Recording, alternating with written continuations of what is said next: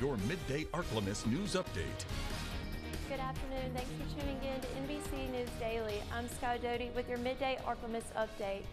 Louisiana's fight to hold oil and gas companies accountable for decades of coastal damage is heating up once again. Some saying the lawsuits against major companies like Chevron are about enforcing state laws that have been ignored for years. Louisiana First News' Brianna Moore has the latest. They understood it. They understood their obligations.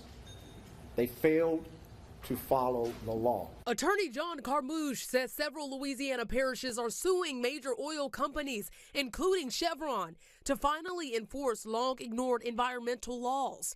He explains the 1980 Coastal Zone Management Act requires oil operators to restore land after drilling, but instead many dumped toxic waste and left canals and pits unfilled, causing major coastal erosion and pollution. That's why it's self-reporting.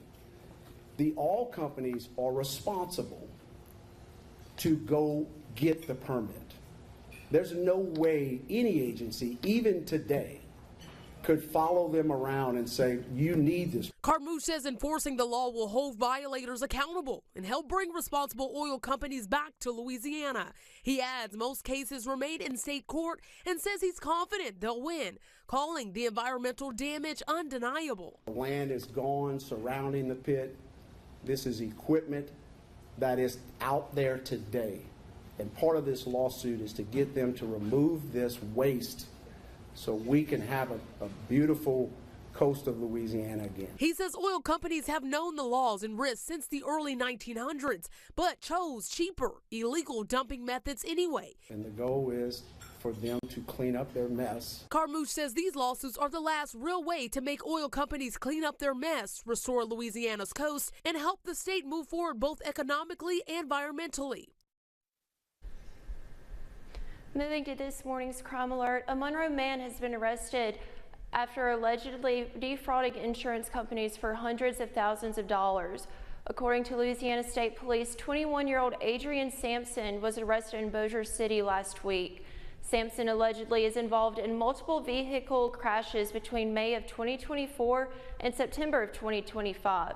Officials claimed he planned, staged, and orchestrated the crashes to file insurance claims for his own personal gain. He potentially received over $150,000.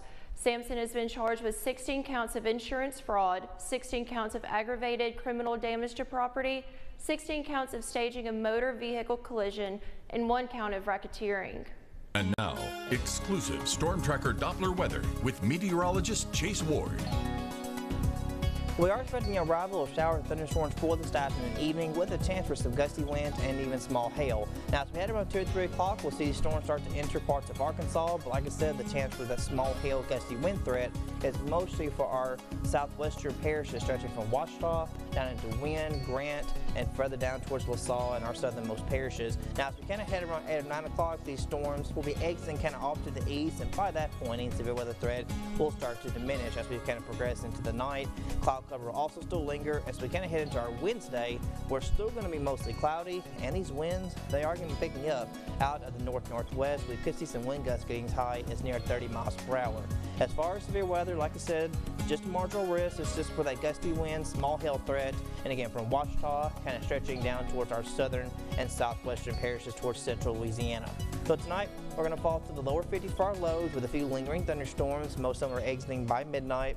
By tomorrow, it'll be cloudy and a little bit windy with some wind gusts as high as near 30 miles per hour. And then as we kind of close the week out, we'll be trending a little bit cooler, but also mostly dry. By Halloween, very nice, with temperatures holding the upper 60s for our highs. And then over the weekend, we will start to trend a little bit warmer, kind of heading into early on next week, at least by next Monday, with temperatures reaching back into the mid-70s and lows mid-40s. That's it for your midday update. NBC News Daily continues.